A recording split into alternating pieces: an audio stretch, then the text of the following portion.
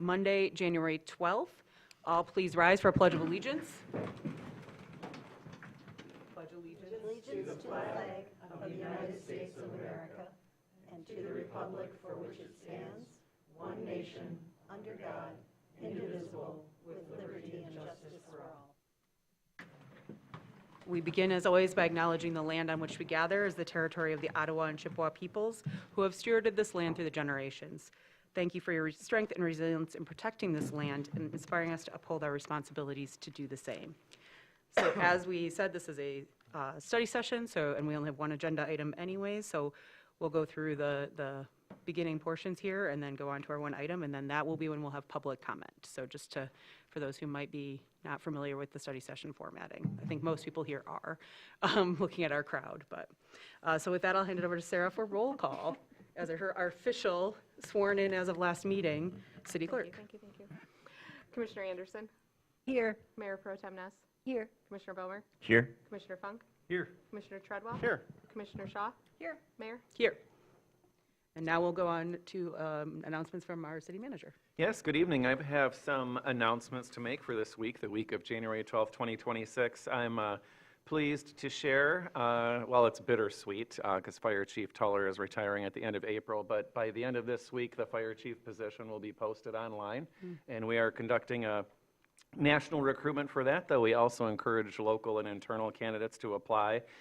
This Wednesday, January 14th, there will be a water system upgrade that will be taking place in the Boom neighborhood that will result in full water shutoff to the impacted area for 4 to 6 hours, scheduled to begin about 8:30 a.m. We have sent letters to each and every house that's affected by that, and you can find the map on the city website of the affected service area. The Planning Commission is hosting their community office hours. That's this Wednesday, January 14th. Again, Wednesday, January 14th at 6 p.m. at Tank Space, which is located at 1110 East 8th Street. That's an opportunity to ask questions and learn more about what's happening in city planning. And then another reminder that the city's Christmas tree drop-off is open at Hall Park, and that runs through January 30th. We just ask folks to make sure to take all the decorations and lights and things off of their trees. And that's all that I've got. Thank you. And Sarah for announcements from the city clerk. Mine are going to be short and sweet. We have one additional meeting scheduled this week. The Brown Bridge Advisory Committee has a special meeting this Thursday, January 15th at 5:15. Hold on, I didn't get the day of the time. 5:15 here in the training room. And then just to remind everybody to please speak into the microphones when you are speaking so the individuals at home and on the recording, it can be heard. Thank you. Great, and just a reminder for myself too, next week is our meeting Tuesday for in observance of Yes. MLK Day on Monday. We hope everyone joins in some of the community events that are being planned all around and take that evening to reflect on the legacy of Dr. King. And we will meet Tuesday night at our usual time at 7 p.m. here in the chambers. Thank you for that. All right, and with that, we will now kick off our discussion with David. Thank you for joining us, David, and I'll let you cue that up, Benjamin. Great, thank you, Mayor and City Commission. This is an exciting point. Last year, the City Commission adopted unanimously the city's first ever strategic action plan, which was based on robust and extensive community input. David from Future IQ has led that effort from the beginning and led it very well. And so we are now at the point, now that the new City Commission is seated, it's the new year and leadership is fully in place, to begin developing objectives and key results, or OKRs, which create an actionable and trackable framework for implementation of the strategic plan. These OKRs will inform how we allocate all of our, or a good portion at least, of our discretionary expenses in terms of financial and human capital. And so these OKRs will also then translate into co-created by me and each of our department directors, department director evaluations, and department level work plans. We are in the thick of developing the city's next fiscal year budget as well as capital improvement plan. We are fully prepared to pivot and have the OKRs inform that budget and the capital improvement plan. And so I just want to say before turning it over to David that I appreciate that the City Commission has participated in a number of interviews, including those sitting up here that weren't elected until November have been involved before they were elected, and then just after that as well. And then we are also and have been involving all of the department directors in this process to ensure that not only are the OKRs strategically aligned, which is really your purview, but that they're operationally realistic. And so we're making sure to include the department directors. And with that, I'll turn it over to David. Thank you for being here. Of course. Yes. Thank you, Benjamin. Hello, Commissioners.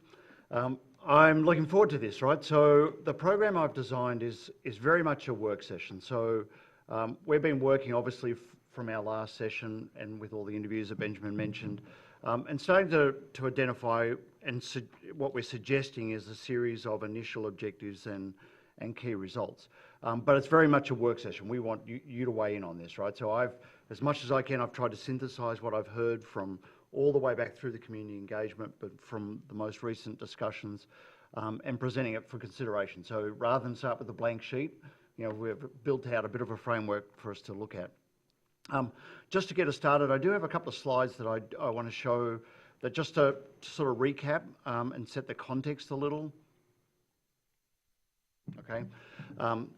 The strategic action plan, obviously this was about a future vision and direction and a high-level roadmap. So the context of the strategic plan was, it was not set up to be like operationally focused. It was set up to be, what is the vision of the community? And this community is obviously one, as you know, that is facing certain pressures about its future. And it was a chance to have, I think, a very meaningful conversation, community-driven conversation about what's the future that people wanted.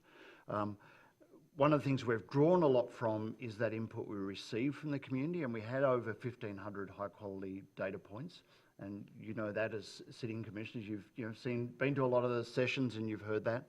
But I do want to just remind people that this is built on a fantastic body of information with a lot of people in the community who participated in it. And hopefully as we go through the objectives tonight, people will see their voice in those sort of ideas and framework. And obviously the strategic action plan developed a framework for consideration by yourselves as a commission. What it does do is it does identify, I think, areas of new initiatives and new focus areas. As Benjamin pointed to, it doesn't cover everything. You have a large body of work that you're required to deliver as a city. Think of that as sewer and safety and all those elements, right? That's really at the bulk of where a lot of your resources go. But the strategic action plan and what we'll talk about tonight, I think helps illuminate some areas of development and areas of opportunity in those more discretionary components that you have. So I think it's about sort of our trajectory and casting our sort of minds forward. Tonight we're going to be talking about the objectives, key results, and then obviously we can seek your input, and then that'll start to inform the budget development. There is a couple of elements here that I want to just touch on, which you can see as the last bullet points on that slide. One of the things that did come out of the planning was that there is a recognition that as a commission, your role is being asked to evolve, I think, to have a more of a regional leadership role. That was something that came out, I think, very powerfully. But also the community expressed a desire to be bold and innovative. So, we've got to be pragmatic, but also we saw an appetite for bold and innovative solutions. So hopefully what we'll talk about tonight will be a blend of those two sort of philosophies. Quick sort of run through, just as a recap, you would have all seen this. This is the framework which we'll be using tonight, which is the strategic pillars. These were developed in the strategic action plan. I think of them as a series of 6 big focus areas that are in that discretionary component, and that these will cascade down obviously and inform your departmental work and your individual budgets. But I think there's a really exciting set of thinking behind those pillars. You probably can't read that, but if you remember, we went through and did a prioritisation for each of the actions that were under the pillars. And what jumped out from the community prioritisation was a set of very clearly identified high priority components. And they're the ones we're focused primarily on in developing the objectives and the key results. The others, it's not that they aren't important, but obviously we want to be able to develop a set of objectives and key results that hit the targets and the priorities, particularly in the first year. We also did some work with initial work, crosswalking between those priorities and what was currently being done at a departmental level. So we've drawn that into the material for tonight. So with that, I want to dive in, right? So we've got 6 pillars, and I'm going to time this so that we're really working on about 15 minutes per pillar. So we may not conclude our discussions. I may move us on just so that we do get a chance to go through the whole process. I think the first 2 pillars are probably going to generate more discussion and debate and input. I think as we move through, the other pillars perhaps are a little bit more obvious and maybe less contentious, maybe more developed, I don't know, but I'm anticipating we may spend a little bit more time on the first couple, but probably go a little bit faster as we move through it.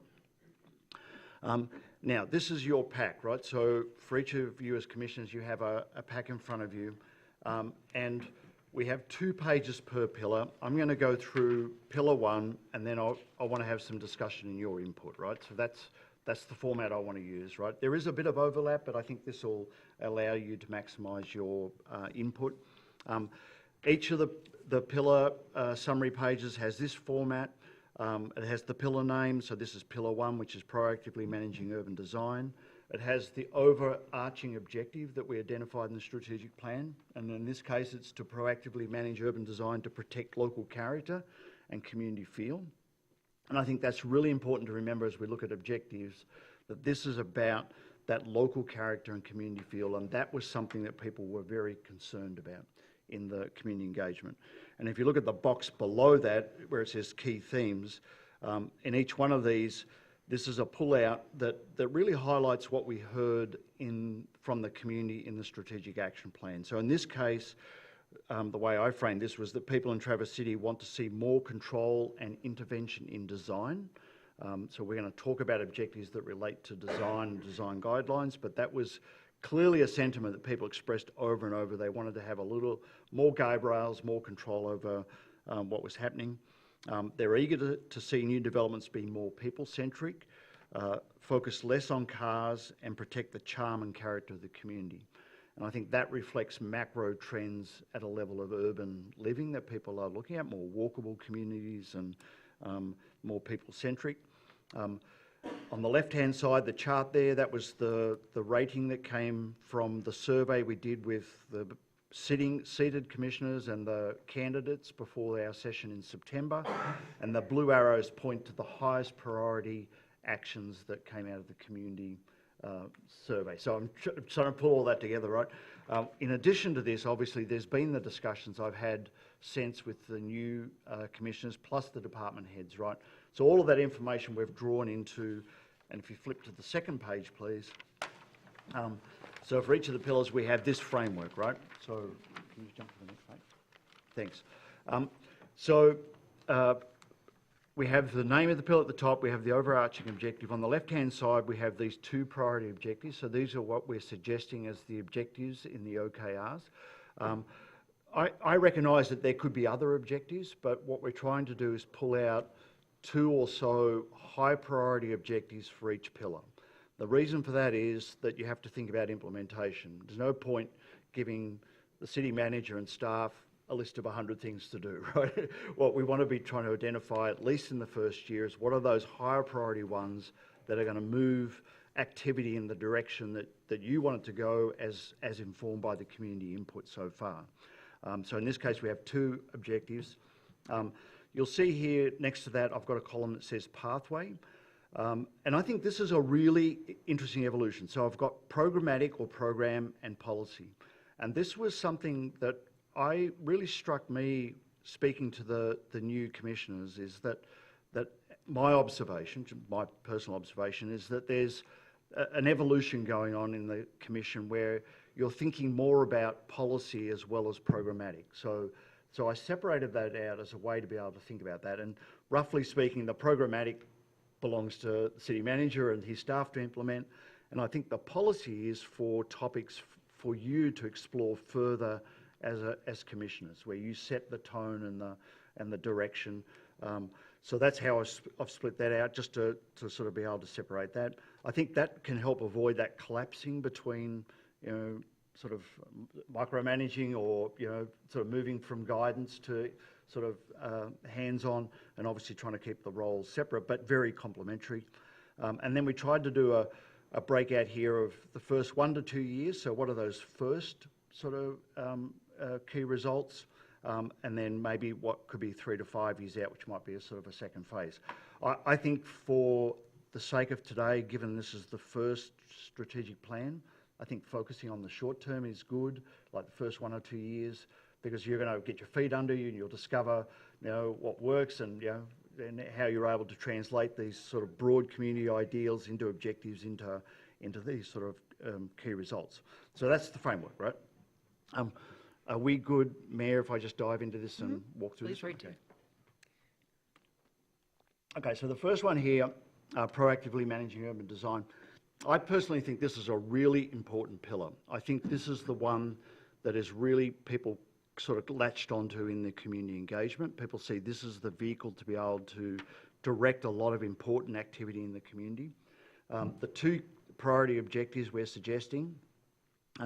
First one is develop plans for key corridors and use these as testing grounds to apply best practice approaches that reflect community aspirations for the sense of place and connection points. And so we talked a lot about the community corridors in the last session we had, and what we've tried to do that is to bring that into this as a priority objective. The second priority objective is about aligning the Traverse City Master Plan to fully reflect the emerging priorities for proactively managing urban design, especially in areas such as design guidelines that would guide the character of the community in the neighbourhood transitional areas. And I think that's a really important element, because one of your tools is your master plan. I mean, that is a chance for you to very clearly, in a codified way, lay out the sort of the reflection of a vision. And I think there's a lot of alignment. When I look at the master plan, I look at what we heard in the strategic action plan, there's a lot of alignment. But there are little areas where there are some sort of misalignments or gaps, right? And that's to be expected, because these are all evolving documents.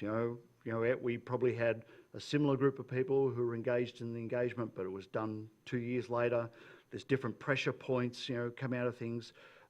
So we think there's a process here to think about how to align the master plan. Now, obviously, there's a statutory requirement for master planning work. It's done every 10 years with a certain amount of type of community input, and there's an update sort of at a 5-year point.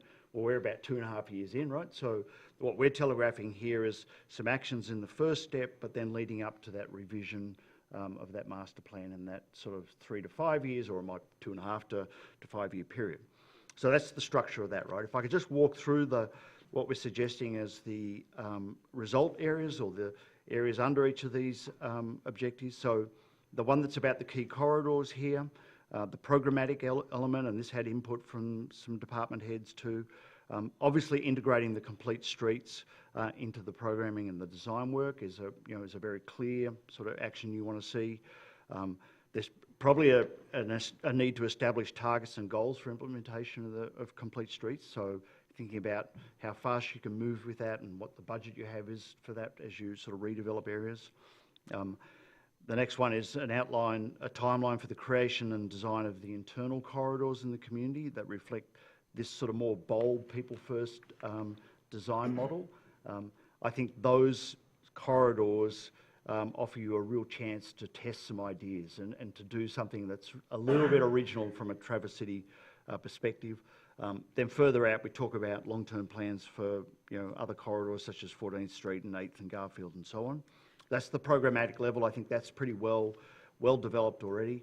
Can I ask a clarification of question? course, real quick? What do you mean when you're referring to internal corridors versus like a noticeable one for us, like 14th Street or Garfield? Yeah. So thank you. What I mean by that is, there's the big entry roads that come into the community, Oh, gotcha, right? okay. And then there are the more internal corridors where are more the sort of service nodes or areas for your community, right? Right. And so this is under this one, which is about proactively managing urban design, that local character and community feel. So that's where we think those internal corridors become, and it'll pick up in the next pillar as well when we talk about placemaking and neighbourhoods and so on, right? So we did try and separate that out a little bit, and you'll see us talking about those entrance kind of roads that come in from the regional areas. That comes up in other pillars as well. At the policy level on this one, there's what we're proposing is the sort of result areas coordinating with the county and the surrounding townships to participate in the collaborative approach for the planning and the development of the key entry corridors. So to that point, in the county corridor plan, I think that's something for, as a commission, that we're putting there, suggesting as a result area is the level of your participation in that. So that's that one. I'll run through the next and then we want to obviously discuss it, right? So aligning the master plan and the strategic action plan, what we're proposing, because of the timeline and the sort of methodology of how these master plans are developed, we're suggesting the initial first step here is to identify where and how the master plan could be revised to reflect the community desires that are identified in the strategic action plan. And that's probably going to look at the next sort of point down is to build this close cooperative relationship with the Planning Commission to identify the areas of existing close alignment with the strategic action plan and possible gaps, right? So there's two things here. One is at the programmatic level, that's more of a technical kind of analysis. But this is again what I'm suggesting as a result area is that I think your relationship as the Commission with your Planning Commission is really important, right? Those two things need to walk hand in hand. And we all know that there are points of tension in the community where the perception is it's not necessarily reflecting community aspirations and so on, right? I think there's some work to do to build that relationship and be able to, continually translate community desires, which will evolve over time, but continually to translate and update the planning tools that you have as you go forward. And then obviously further out, we're talking about revising and updating the master plan to reflect the emerging community priorities, particularly around desires for urban design guidelines and developmental approaches. So that's where we got to, right? So that's what we're suggesting for Pillar 1, right? And we'd just love to get your input in this, right? This is very much a draft, right? I think as best we can, we've tried to pull from all the pieces on the way through, but we're presenting here, I think, a sort of a pared down sort of set of objectives and action items or result areas, but we'd love to get your input on this and your thoughts about anything you'd want to tweak or add or change.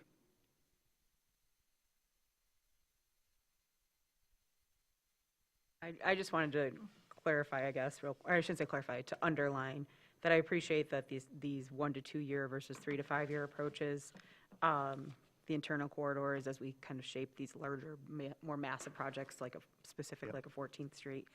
I look at the master plan and the kind of planning department part of it as what we're really looking at the next 1 to 2 years, because I think sometimes people hear the big phrases or want to make sure that they're being heard, though, is staff is really going to focus on where they see the gaps between the city's strategic plan and the master plan as they're working through these processes that we've created. We as a commission, though, are going to try our best to work more closely with the Planning Commission, communicate better, and align our purposes more, but not getting into documents in the next year or two. It's more relationship building. I think that's exactly right, and we've timed that because it's 2.5 years to the next mid-cycle review. Spending a bit of time to build that relationship is going to lead you straight into the point where you're starting to say, okay, well, what do we need to revise in the master plan, right? And look, I think we all have to be mature enough to know that every planning piece we do, we don't always get it perfectly right? There might be pieces we miss, or that we thought we heard this, but when people see it on the plan, they didn't like. That's not what I meant, or even the strategic action plan may not reflect it, or the community dynamic may change in 12 months. There may be other pressure points. So I think we have to think of these as evolving relationships and evolving sets of priorities. So that's why we've sort of built it that way, right? But I do think the relationship though is so important, and I say that because your master plan is such a important tool for you to be able to articulate and reflect the community aspirations. I appreciate the framework of the program, the more like staff level work and then the policy work. I think that's important. But I think what we're missing for these is a discussion of who the key community partners are that will work with us on furthering these initiatives, because I don't think the city can do successfully any of this work by itself in a vacuum. And so each of these pillars, to me, we need to outline who would we work with, and for each pillar it would be different. So when we have thriving economy, year-round economy, that's with Traverse Connect, right? They've done all the work. They're the experts in the community to work with us. And on this, we also have a number of other city boards, as you mentioned, the Planning Commission, and other city committees like the Complete Streets that will help us succeed with this. So it might be helpful after we're done today in framing this for each of these, if we could just focus on who are our partners in this, because I think the collaboration is going to be essential, not just in that regional pillar, but for all of the pillars. Yeah, and we do actually call out a number of those partners through other pillars as we go. I guess I do appreciate the comment, and we can add that too, but I did want to make sure that this is reflecting what you see, right? So, because this is going to be your set of objectives and key results, that will touch on others for sure, but I wanted to make sure we got your piece right first. Yeah, so an example, I think there were a few of us that attended a meeting this afternoon that focused on strategic corridor development. Yep. And I think it's really important to look at our regional partners and all of the work that's being done around strategic corridor development. So I'd want to be careful in this that we include that type of work that's being done. And even on this delineation between key entry corridors and internal corridors, I think that it's more strategic than that. So I don't know that I personally would want to pick a key entry corridor as a 1 to 2 year goal and an internal corridor as a 3 to 5 year goal, because I think there's so much work happening in the community that could help us direct which corridor are we going to focus on. So I think from a policy perspective, it's that we'll focus on strategic corridor development, but which corridor maybe might be more community-driven than city silo-driven. Rachel. I'm curious, I'm asking a little for clarification on that, because like, for myself to understand, I apologize. Because in the 1 to 2 year part here, it says coordinate with county and surrounding townships, collaborative approach to planning and development of key entry corridors, which sounds like it was kind of what you were just saying, though.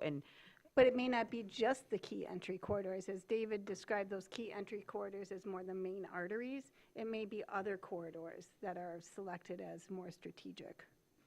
I don't think we should limit ourselves to just the coordination on key entry corridors. Okay. Does that make sense? Yes, I'm just curious where there would be that overlap with other jurisdictions that weren't in areas that weren't already part of that kind of the key entry corridors, because that's really where we bump into townships and counties are at, a lot of those the entry points that they were talking about. So to me, I think it's a little bit of the phrasing that we're going to be using as we go forward and kind of landing on some vernacular, which is really what I wanted to key in on. Yeah. Sorry. And If I could also add. Well, Heather had, Oh, go ahead. sorry, my big head blocked Heather, sorry. Yeah, several of us were at that corridor strategy session, which was the EDC and the county. What I took away from that was that they identified corridors due to traffic, what already exists. And then they were picking out places where you could put in large developments that would increase tax revenue and put a lot of people in one place and maybe not so many cars and things like that. The Economic Development Corporation, the EDC, is also working on, I went to my first meeting, giving some money to hire a consultant. Everybody groaned, but we really didn't know what else to do, to get the planning department up and running again at the county, which it was done away with in 2018. So that is really about moving people around in the county. How do we get in and out and move you know, how do you move out of the county? How do you move in? How do you move into the city? Those kinds of things. What I see here is the internal corridors, meaning the first one that comes to mind is 7th Street, and how do we work, what are we doing about 7th Street? How do we get people in and out of the hospital? That's the big one for me. I also think 14th Street is really important, and it came up so many times in here. You know, we want a new downtown, we want it to be a gateway, we don't want a little fleet effect. You know, these were all comments that came in. I'm wondering, where is 14th Street on the, where is it on the CIP? Are there plans for a charrette like was done on 8th Street? You know, 8th Street turned out really well. It's, you know, we can't plan for development really on 8th Street. We just kind of built the infrastructure to make development attractive, very unlike what we saw today at the corridor. I mean, that was like, we're going to buy up an entire block and put housing on it. This is very different. So creating a 14th Street corridor that would be attractive for development, that's what I see there. And I think that the policy part is underway. The county is very interested right now in getting that back working again. I think that the master plan and getting it to reflect community desires, I think the starting place is talking to the Slabtown residents that have turned in that petition with 300 and some signatures on it. You know, if it means backing off on that transitional neighborhood and working on something else, because I think that I mean, this is my opinion, that this big push on citizens wanting more input into urban design had to do with what they considered not being listened to. And that would be a big step in a direction of reconciliation. So that's what I have to say about that right now. Okay. I also, One more thing. I'm sorry, one more thing. Compatibility of, or localized design guidelines. This is a non-starter. I think we've heard that over and over again, that we cannot, but what we can do is work on the materials that we use for our downtown design, and perhaps, well, at least in our downtown design, because I think that we do have control over that. Recently, there was, plastic was allowed as a facing on a tell. So maybe we want to look at that, and I think that would help a little bit with the charm and character of Traverse City if we really are strict about what kind of material you can use on our downtown buildings. Okay, now I'm really done. Could I Thank you. yeah, just clarify real quick? Clarifying then you, Jackie, Yeah, sorry. sorry, I promise, Jackie. we haven't forgotten you're there. Regarding the design guidelines, my understanding, and correct me if I'm wrong, is that theoretically, the city could create these design guidelines, but they would then have to just go to a vote of the people per our charter. Right, for single and two-family homes. Okay. They can't, no such design guidelines can be adopted without a vote. So like theoretically, the city could develop like 10 pre-selected designs that could then all go to a vote of the people. Is that kind of what we're looking at here with developed design guidelines? I just was curious. I had the same question. What Okay. are we Well, looking at? I guess my question, I'm going to let Jackie talk, but I Yeah, think sorry. something to let David think about on this is that's a Yeah. 3 to 5 year part, and 1 to Right. 2 years are supposed to be informing, or 3 to 5 year a bit.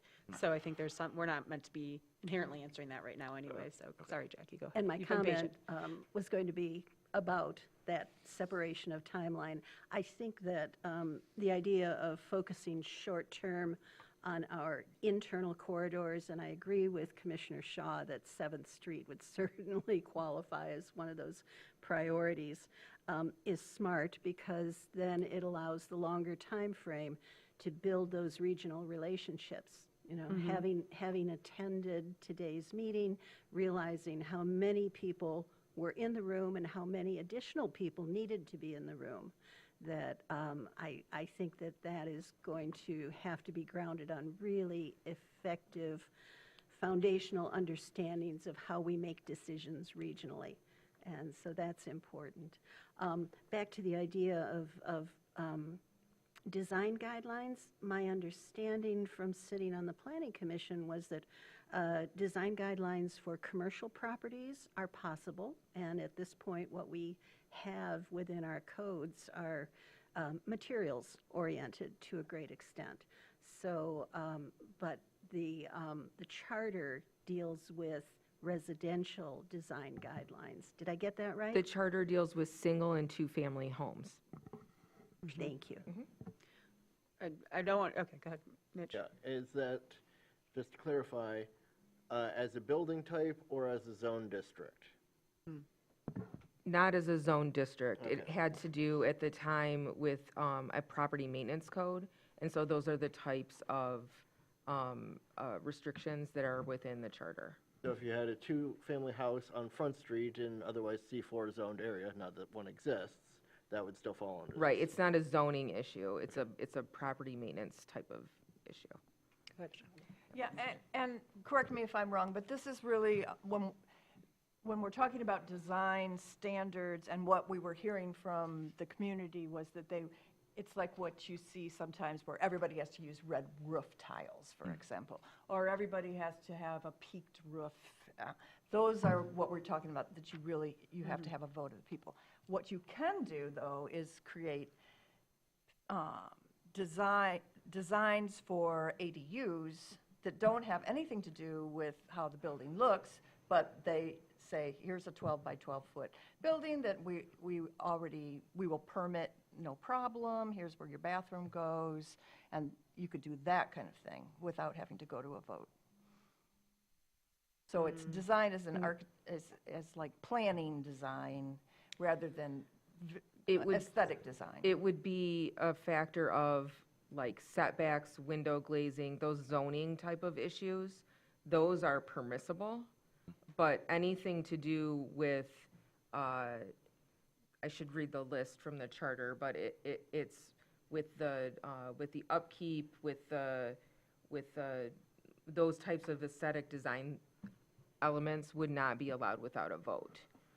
Just the zoning types of elements would be allowed.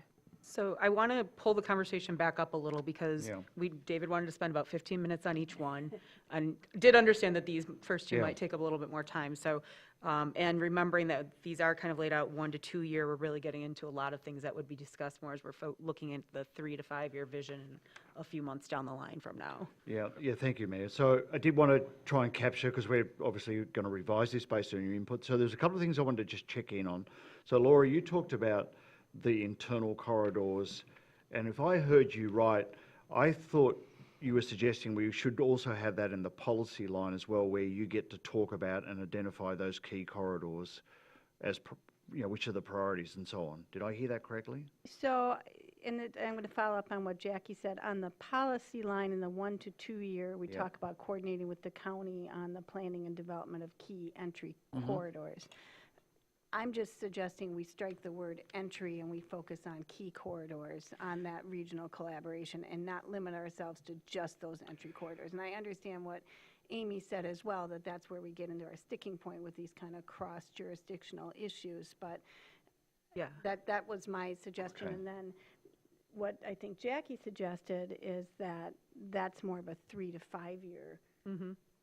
I think just in terms of process, it's more likely, and that internal corridors, certainly if policy is needed to support programming in that area, we're more likely to be able to accomplish both of those in the 1 to 2 year time frame. And can I just maybe suggest that as you're revising this, and I know you'll talk to staff, is Yeah. maybe some, and I write reports and stuff too, of maybe some repetitive vernacular, so we're all using Yep. the same thing. Yep. I know when we do things as a commission, even we interchange affordable housing with workforce Yep. when we're talking about the ranges, but I think if we can get into, for these corridor discussion regions and stuff, naming it something kind of boring and plain that get Yep. us kind of more focused in, will keep us from confusing ourselves and the public. Sure.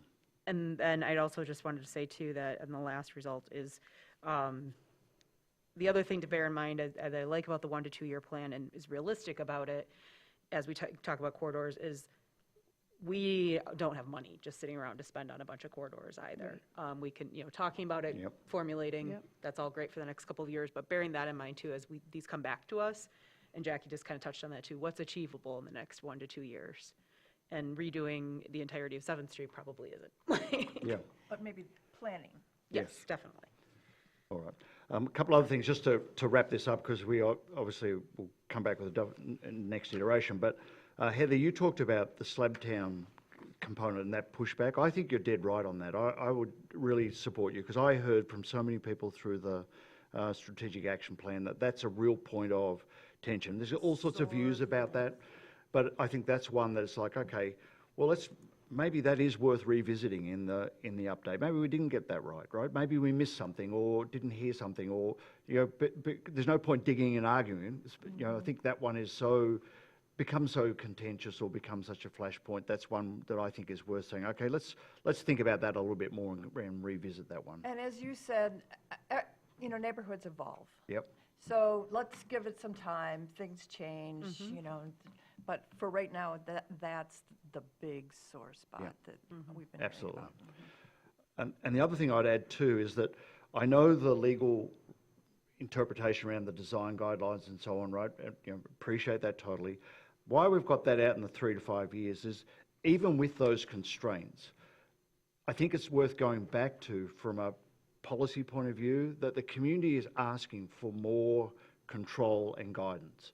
And I think the challenge is how to figure out how to do that, right? Within the constraints you have, or what do we need to change? But I'm just flagging that's, while you may be able to do some things or not do things right now, that doesn't mean that you can't do the work to think about, okay, how do we change those systems or evolve those or update those charters or whatever the process involves. But I do want to just keep reflecting back, not getting hung up on the words about that, but the sentiment that was expressed from the community was very strong about wanting to be able to have more of a say about what things look like and how things are built going forward, right? So that's more of probably an issue to work out and solve down the track. So that's what we've got in that 3 to 5 years.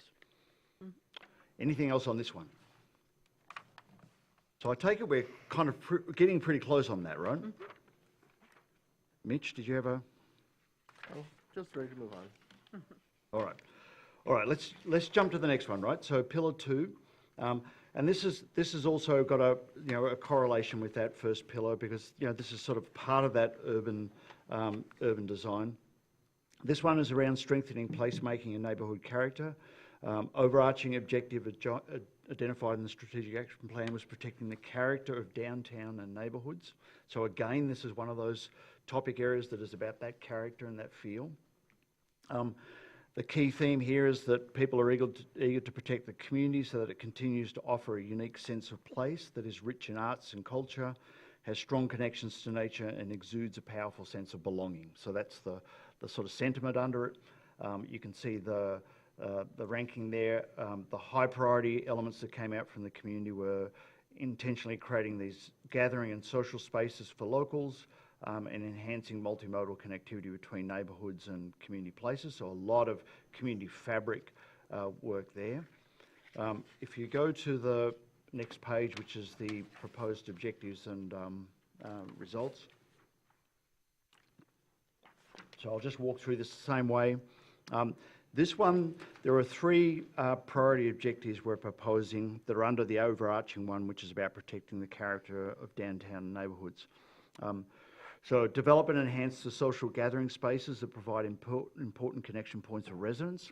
That obviously came out very strongly in the Strategic Action Plan. And I know you've got some initiatives working on some of those things already, but we've put that in there as a priority because I think that's something to continue to work on. Second one is encourage and support community-driven initiatives that build local sense of place and neighbourhood cohesion. I think scale is very important to people in this community. I think that neighbourhood identity is incredibly strong and people feel very territorial and passionate about their neighbourhood. And I think the transitional zones, which is what the Slabtown component is dealing with, I think that they become very important in this. There's a third one here too, which I've added as an interpretation of what I've heard a lot on, which is about re-establishing downtown as a key neighbourhood within the community fabric. And I want to explain that a little bit more, right? So the first two really directly come straight from what was identified in the strategic action plan, and they were ones that surfaced as high priority components. That third one, this has been bugging me since probably the strategic action plan was adopted, right? I noticed through the course of the process that, I mean, because you're a very strong tourism destination, right? I had a lot of people say, oh, we've lost downtown, so we wipe our hands of it, right?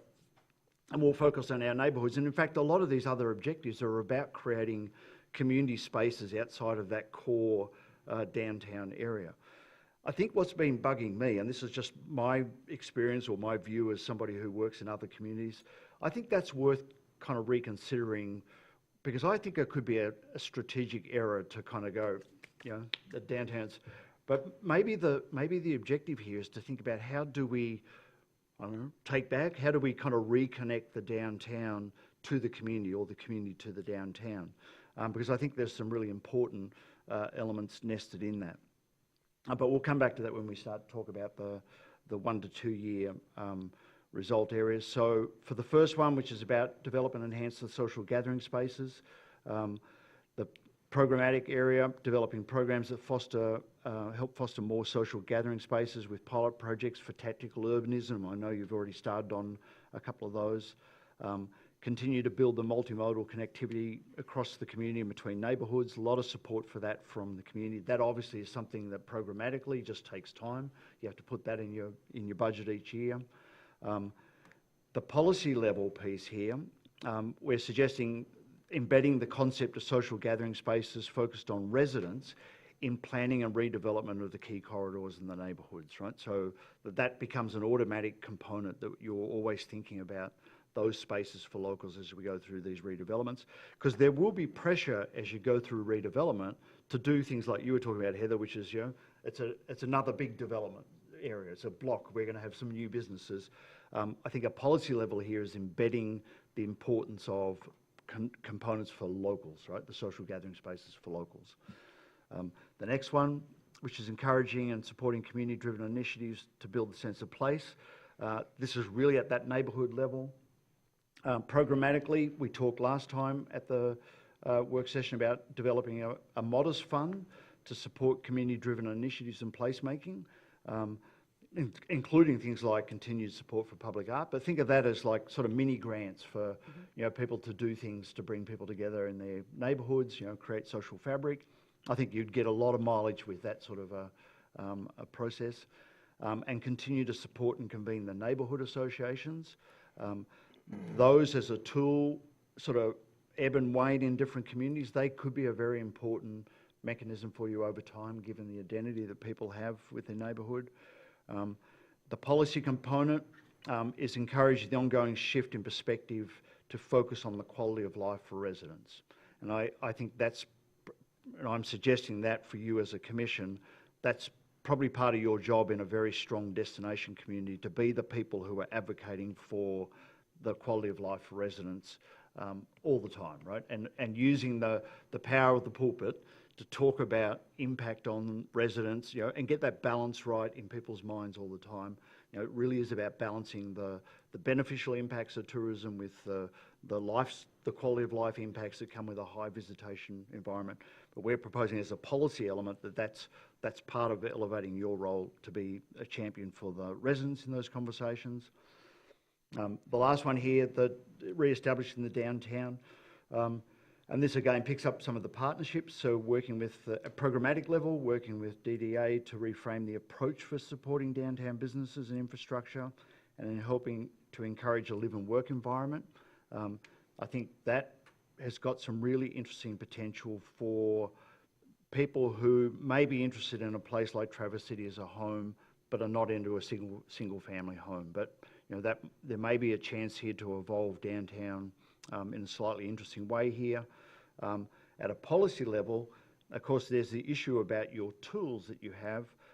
So support the maintenance of the tools for urban design and placemaking, including the TIF instruments. And I know there's been sort of some challenges around that, but But of course, as you look at this and the previous pillar, funding becomes really important. So I think as a commission, I'd be suggesting that it's important to keep advocating to keep in place those tools that you are part of your aggregation of resources that you're able to apply in different ways. Now, some obviously TIFs are, tied geographically, right? But they do potentially free up other general funds to be able to apply to other projects and so on, right? So I'm not sure about that last one. That's for you to kind of consider. That was something that I kind of had thought a lot about since really from the adoption of the strategic action plan. I think the first two are just really baked in terms of what we heard from the community. That third one, I think, is a bit more of a strategic one to think about. How do you knit that together going forward, or do you even want to? So, David, when you said knit that third one together, you were talking about reestablishing downtown as a key neighborhood within the community fabric? yeah, that's right. Yeah. And I just do. I mean, I've seen people turn their backs on their downtowns, right? And I've heard a lot of people in the community engagement talk about that, right? Just, and that's part of what, like I said, it's part of what driving these other objectives. I have favorite times to go downtown, but I have times where I would absolutely never go downtown. Yeah. So, I mean, it's still our downtown. Still your downtown, that's right, yeah. They got nice clothes down there, some Yeah. good restaurants. Yeah. Oops, and I think that a lot of the problem with getting, with people's dislike of downtown has to do with the summertime Yeah. and parking. They think, oh my gosh, I'm never going to find a parking space, which is ridiculous because you can always get one in the Hardy Duck or the Old Town Duck, but they just find that traffic congestion really difficult. So maybe you need to plan about, how to get on the Beta, like super easy. I was just going to say, pre-COVID, we did a lot of talking up here at the Dias about we support the Bay Line as a city and offer funding to help keep that affordable and free and some of those other options. So that's a really good point. Sorry, Lance, you were. Oh, sorry, I thought you were raising your hand. You and I do the pen thing, and it always confuses me. I appreciate that you added the downtown, though, because as somebody who was born and raised here and remembers when downtown closed at 6, and the only places to go eat and drink were bars where my family certainly wasn't going to take me as a little kid. I think that is something that we can take for granted and kind of get to what Heather was saying, this kind of self-bad talk that maybe isn't as applicable as some people can change the way we talk about it and reframe it. And that comes down to a multitude of things that we can do for that. So I appreciated that being there. And one of the things I guess I wanted to zero in on as we're going into the 1 to 2 year, and especially because we're having budget conversations, and I know this conversation is going to continue even after tonight, but the budget process has already started, really, is, I think one of the things that I'll be curious about as we move forward with these two pieces of embedding social gathering spaces and encouraging the shift to focus on quality of life for residents is public-private, because I know we had the social district, which met with some resistance at first, but I've seen it be a thriving place in the 8th Street corridor over there and other places. So I think as well as not just policy, but really also thinking about the approaches to this, because not everything is going to happen from just plain city funding or on city land. And certainly I think we'd have to be very cautious about moving forward into acquiring more city land for any kind of purpose like this. We're already 60% non-taxable, so we have to be very careful about how we approach some of these things. Go ahead. Yeah, I'm going to echo on, piggyback on what Amy just said in terms of we have so many existing assets we can build on that fit so nicely within these social gathering spaces concept. We have places like Hickory Hills. We have our neighborhood parks. We have our open space. We have our library. We have the Bijou. We have the Carnegie building that we just finished talking about last week. And so I would be cautious about having us kind of reinvent the wheel on these social gathering places because we can do so much with the assets that we already have. So I would want us to focus on what we have, especially in that 1 to 2 year mark, on strengthening and making these special places even better. We're really fortunate as a community to have the special places that we do. especially our parks. Yeah, totally agree. I think that's a really smart idea because you do have a lot of those and people call those out, right? And it can be part of it can be just sort of elevating those, can be activating those, it can be, those sort of micro events and so on. People talked a lot about both the deliberate but also the kind of random connections that occur in those places. That's kind of why they're so special for people. But there are ways in today's sort of programming that you can help foster that as well. So, yeah. The senior center is another example. Yeah. I mean, we have so many, and I think our community loves our special Yep. places, and if we could, as a city, provide more support and strengthen that placemaking, I think we would be really successful. And then, on the downtown, so I appreciate, David, you including that particular objective. I hate reestablish because I think our downtown is nowhere near reestablished. I think our downtown is something to be celebrated. Okay. It is critical to our long-term economic success. It's critical to the other strategic pillars that are outlined in this plan. It's critical to creating a complete community. It's critical to developing a thriving year-round economy. And so we would be remiss if we didn't include some type of focus on downtown. And I think what's there is we can kind of go through what should be included and not included in that 1 to 2 year time frame. But I appreciate you adding that. Yeah, thank you. And I think and we may talk, if you've got an idea about how we could phrase that rather than reestablish, let me know, right? So either now or in the next couple of days. I think part of this too is like part of that work with the DDA to reframe the approach. I think there is that sort of tendency when people think they've lost their downtown that they go, well, any resources are going in there, that's kind of like robbing from us, right? So I think there's a little bit of healing to do there or a little bit of reframing to do and that may require, some of your partner organisations like DDA to rethink some of their work, and I think they're open probably to that, right? But to think about that as not just a tourism destination and location, right? But it is your downtown, as you said, Kenneth, right? I mean, it's yours, right? You as Traverse City, right? So When I think about the places where on the last pillar you talked about, we are kind of those advocates for the neighbors in the community. And when I think about placemaking and doing things for the community to help strengthen neighborhoods in particular, I definitely think of the parks. And I'm excited about the Parks Master Plan that's coming together now. But I know people have talked about the accessibility of the parks. But, as a person with a young family, I think about like the amenities of the parks. People want to go to the good parks. That's what the kids say anyway. So, That's a good, but that's neighborhood placemaking type stuff in my perspective of it. Yeah. With a young family.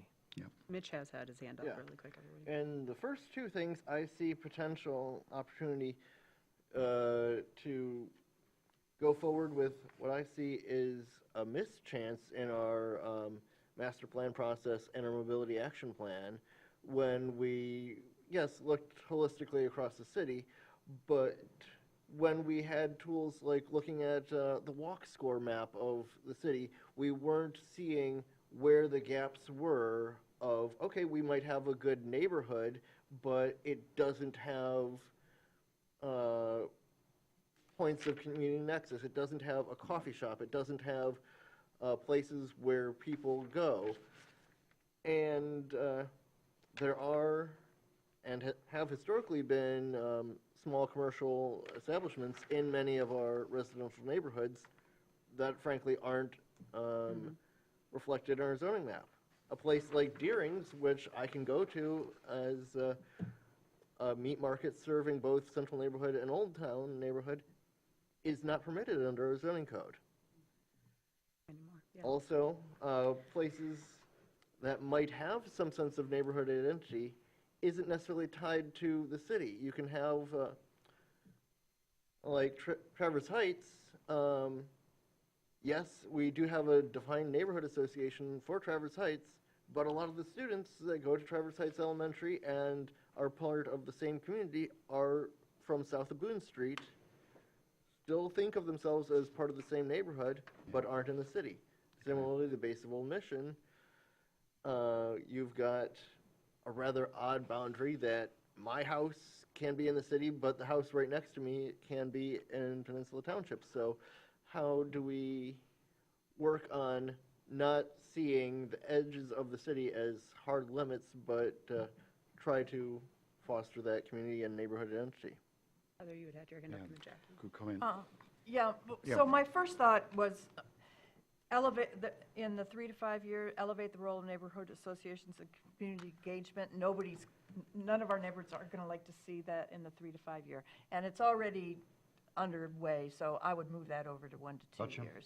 And then I thought, well, maybe you could establish a small fund and, the neighborhood associations could come to the president's table or whatever it is and suggest placemaking Yep. projects. But then I thought, well, that social district that we funded in the first year at about $60,000, I heard recently that we continue to fund that at $60,000 a year. Is that true? No, I don't know, that's not true. Did you hear that question, Sean? The question was, we had the initial investment in the 8th Street Social District of approximately $60,000, and Commissioner Shaw had heard that we've funded it at that level on an annual basis, and I don't believe that's correct. It was a one-time initial investment, right, of $60,000-ish? Yeah, and some, we didn't spend all of it the first year, so we used some to buy additional amenities the next year, but we have not even used the full 60 over the 2 Okay. years. Okay. So the city isn't on the, so maybe that's an idea to establish a small fund and neighborhoods pitch for something that they want. I don't know. Another idea would be just to give more money to the Arts Commission, because art isn't just murals. It's theater in the park. There's all sorts of things. It's bands and things like that. And my last statement is that I really firmly believe that focusing on quality of life for residents is economic development. It's the best economic development we can possibly do. When your residents love living here, that's going to bring more people and more businesses here. Okay. I second that. I think that if we as a body adopt within our policymaking practice to always embed the idea of what's in it for our residents, to focus on benefits to locals, that it creates a virtuous cycle, and that we need to discipline ourselves to do that always. Back to the idea of social districts and gathering places, and I'm very supportive of the idea of having some funds that may be available for citizen-led or neighborhood association-led initiatives. We have an opportunity with the existing social district at 8th and Garfield to find out exactly, to try to quantify the benefits. I think we did approve a $60,000 initial investment in equipment, but I think there are some ongoing costs of placing that equipment and removing that equipment every season, and who's handling trash pickup in the social district. And so there are some add-on costs, I think, that the city is incurring that maybe weren't accounted for in our initial proposal approval. So, understanding both the costs and the benefits. How many folks are using it, and where is that balance? Would be a really important thing as we move toward considering more of those kinds of options. So on that note, though, I did want to say to Heather's, I understand the point Heather was making about we don't want to see 3 to 5 years of elevating the role of neighborhood associations, but I go back to when Deb was reporting out to us about trying to get input from all the neighborhood associations about convening the President's Council. We've had some established that have fallen off now. We have some that have been around for a while that go through leadership transitions where they're weaker than others. So I would actually say, because we're looking at 1 to 2 years of the programming part of continue to support and convene neighborhood associations, maybe bulk that language up a little, but I hesitate to say elevate the role and put everything on those, because we saw this kind of happen at some points where early on when I was elected 10 years ago, we did a huge bonding so that we could do sidewalks in Traverse Heights around the school and other places. And that hadn't been invested in for a long time because they didn't have the loud enough voice. And yes, we're all trying to do better at that, but we are the moment we are right now, and we're planning for the future. And I think that that's where how we word and what I think that we're on with the right idea here with the neighborhood associations and how they're going to play into these processes. But like, I think we need to just kind of be very aware that we want to make sure that we've got a lot of buy-in and that it's not just 4 or 5 really well-established neighborhoods that are going to be dictating this. The other side that I wanted to bring up, and this will be for us to focus on in policy though, is what is the quality of life? And I'll say I've never served with anybody that I don't think made a decision up here that wasn't thinking about the quality of life for residents. But I also then hear from residents that they don't want to lose schools in their neighborhood and everything. And if we're only looking at who lives in the city right now and what their amenities and what everything they're looking at are, and that is our one impetus, we know by nature that means we're going to be saying goodbye to some of those schools. We're not our demographics are skewed right now. So I think I appreciate what we're saying, but I think one of the things we're going to have to be serious about when we talk about policies on this is definitely focus on our taxpayers and our residents right now. But this is we're setting up long-term planning, and what can we do also to make it inclusive for people who will be moving in the next year, 3 years, 5 years. So I just wanted to point that out as we make these decisions is, the quality of life includes some of these things that maybe are on a decline right now that we don't want to lose. Could we possibly put in there quality of life for residents and future residents? I like that.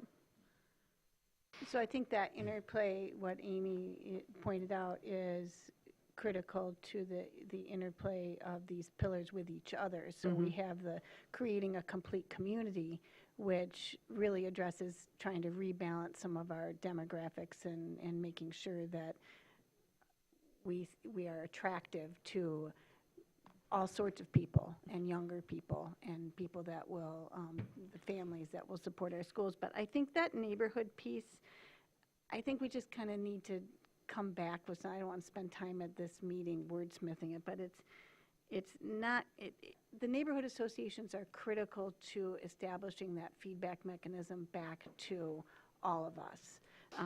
But we don't decide whether or not neighborhood associations are convening. They're completely separate from us. And so to continue to support and convene neighborhood associations doesn't work. The Elevate piece, I agree with Amy, that probably is a really stretch goal for 1 to 2 years. But I think it goes back to maybe some specifics around this President's Council and how that's going to work.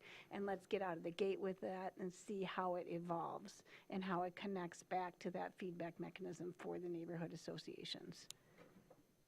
Yeah, I just have a follow-up question on these neighborhood associations. So if we don't get that President's Council off the ground fast, doesn't it mean that somebody from the city has to attend these neighborhood association meetings? Otherwise, how did we get any feedback from them? We're on top of it. I can tell you that with the Okay, Neighborhood good. President's Council, that's on the top of Miss Allen's Okay, yes. agenda. All right. But I think we'll have to go back and evaluate then in a year and find out, are we accomplishing what we set out to accomplish in terms of that feedback loop to the neighborhood associations? And are all of the neighborhoods represented? even, Correct. Yeah. Right? Right, correct. And I think we have to remember there was important comments made in the discussions around that President's Council that the president of the neighborhood associations doesn't necessarily represent the feelings of all of the residents in that neighborhood. So it's a little bit of a disconnect. Yeah, so to summarize, Yeah. I think what we'd land on is they're a good tool for us to have. Yeah. Like we've said, the presidents aren't the only voice. I know people who don't go to their neighborhood association meeting because of certain leaderships and things like that. So it's a good tool for us to have.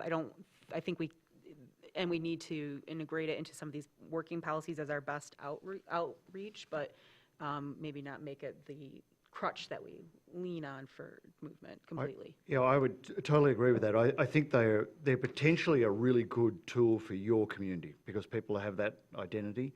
But like any, you know, you've got to have some evolution and some skill training, governance, and I think, you know, I think Lance, to your comment too, is, you know, are they voluntary or are they sort of like, you know, do you have everything covered by a neighbourhood and you know, so how do you work that out? I mean, I think you need to evolve the model to suit you.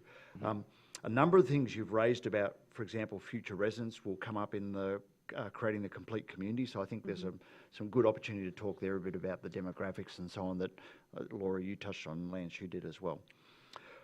Is that enough on that one? Yep, I was going to say, I think we've spent a lot of time on the first two like you planned, so we like we can predicted, right? keep it moving on 3. All right, so, I'm going to hustle a bit faster here, obviously. Third one, fostering a regional collaborative approach. We've already touched on some of these. This one is pretty laser focused on the objective to help manage resources, utilities and climate adaptation and lead on key issues. The key theme in this is that people recognise that Traverse City can't solve all the issues on its own, that, heft and resources becomes important. There's particular interest in the regional approach on shared services and solving big challenges like housing. I think part of what we've got to explore is what's your role as a commission in that. The one that really came out as the priority was to explore the potential of shared services. So if you flip to the matrix page, this is fairly simple actually as a set of objectives and key results. 2 objectives. One is elevate the participation of Traverse City representatives in other key groups to help build the cross-connectivity. I think you have to be very intentional in reaching out, making the time, working out who goes to what. Programmatically, we're talking about developing and participating in collaborative approaches with stormwater permitting and management is one that's already just starting, right? So that's a really good one to model. There's a little bit more in the policy side on this particular pillar because I think this one really is about your function as a commission and building those connectivities. So actively solicit opportunities to participate on other key groups. For example, the airport board was raised at our last work session. Build a mindset of collaboration rather than competition. So you have to be the champions for collaboration. Again, this is your power of the pulpit to be able to, how you tone. I know you've started like joint meetings with the county and so on, but I think you have to be, in some cases, you don't have to be the one who kind of carries that forward, right? Reaches out. Traverse City Commissioners and senior staff provide a stronger public-facing voice for the community, both internally in the city and externally in the region. And that's not intended to be in any way kind of critical or saying that you're not doing that, but I do think having that strong voice is really important, right? I mean, I think that's a subtext of what you've been exploring as a commission anyway, is your voice and using your platform to message things, not necessarily just with policy, regulation and budget, right? But actually influencing people, culture and behaviour. The next one is, the next objective is to provide a leadership and convening role on key topics. So this is much more action orientated. Kenneth, you'll probably like this, right? You like to get action oriented. Helping facilitate more collaboration on operational issues at a regional level on areas of resource management, utilities and transportation. That's already started, those corridor components. And then the policy level is to convene or help convene leadership groups as needed to address regional issues such as housing crisis, childcare, long-term environmental sustainability. That comes up in Pillar 5. So this is fairly simply stated, this one. This really is more of a posture for you as a commission and perhaps direction to staff to get out there. I think, you're the epicenter for this region. Like I said, through the strategic planning, you're nearly 100,000 people now. That gives you some significant heft, but this region is yours by brand. You're the gravity centre for it. I think elevating your voice and sort of ownership of that, I think, is a real opportunity for evolution for you in leadership role as a commission. And I wanted to say to everybody, as now, I guess, the elder statesman up here, is I do think that this commission and the last one, I've seen more reporting out. Like, we've had seats on regional boards for a long time. We didn't always get updates, or we didn't always have people talking about it or actively engaging it. Like, Heather, you were on the town, you've been going to the township. I never heard updates about what was going on any of the township boards, or if anything I heard is, it's just they all get together and they don't talk to us and who cares. So I think we've got people here already setting good tones for that. So this is something I feel like we can build on, but I get that it hasn't trickled down to the public yet because we don't always talk about it enough. And this came up, I think, at our last, when we met at the senior center, of, we should have people come that, somebody come that can connect people who might be struggling in our area with paying bills or something. Well, there's organizations that do that, but we don't always talk about that or elevate it enough. We have tended in the past as a body and as, to a point, the body being the kind of outward-facing part of it, to really only talk about issues within our own sphere. And so I think that there's some of this regional cooperation that's already happening, and then some that there's room for improvement. But I just wanted to first compliment everybody up here, and I heard it even during the campaigning, of people recognizing and looking at places where we already had seats that maybe hadn't been touted enough, and also us being very conscientious as we move forward of really elevating what we're already doing, what our staff's already doing, what they already participate in, and then building on it like we're talking about here. So just wanted to give that kudos at the top, really. Yeah, I appreciate that. And some of that happens organically for us just to show up and be there. So even at this afternoon's presentation, which is a regional approach to a strategic development of the corridors, it was great to have several city commissioners there. And I think that the people in the room, the regional partners that we have, really appreciated that. So it can happen organically as well as structurally. Their thoughts, everybody? All right, see, All right. now we're making up time. Good, all right. So pillar 4, so this hopefully will give us a little bit more time on this one, because I think this one, you've already hit on this in a number of ways. I think this is a much more complex one that's going, because you're really thinking about how you balance your demographic and how you sort of create this complete community. So diving into this one, overarching objective is work to create a complete community that has a demographic balance. And we talked a lot about that in terms of the dangers of becoming an aging community that, becomes, if you become insular. I think that was really great to your point about, it's not just the people who are here and the quality of life for people who are here, because that could drive you down a spiral, right? So where you're just sort of self-serving. But I do think there is some clear demographic challenges. The key theme here is around creating more available childcare and encouraging more full-time residents are the big issues. These are connected issues, and they will help retain the demographic balance and bring in more young people and families. So I think when we got into the prioritisation, you can see there we hit on really two things, was about more full-time residents living in the core neighbourhoods and the childcare. If you flip to the next page, there's 3 here, 2 are developed as objectives, and 1 is a question that I posed, right, which is housing, because we don't have any clear action on housing or objectives, so I just posed that. Is that something that you want to develop? But the first 2 focus on building the year-round populations in the core neighbourhoods.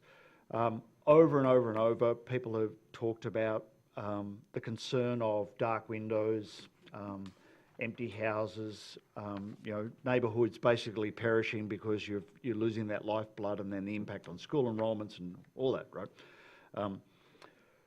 Programmatically and policy, right? So programmatically, develop planning tools that allow more residential options such as ADUs. That's been talked about but hasn't been actioned, but that possibly gives you a chance to think about at least a property having permanent occupation or year-round occupation. Policy settings on this one. This, I think, becomes a bit more complex. And Lance, we talked about this when we had our conversation, right? And so I think this is an area, again, that you can bring some creativity to as a commission. So exploring policy settings to help encourage more full-time residents in residential core neighbourhoods, and understand the limits of the existing policy tools, right? So again, we're going to run up against, well, what can you do? What can you tell somebody that they can't leave their house empty for 6 months of the year? So, but again, I think this is one of those ones that, start to explore it. You've got a power of the pulpit. You can start to influence things. You can think about how to evolve policy. And again, using the pulpit of the Commission to encourage shifts in housing allocation to longer-term residential for locally employed people and residents.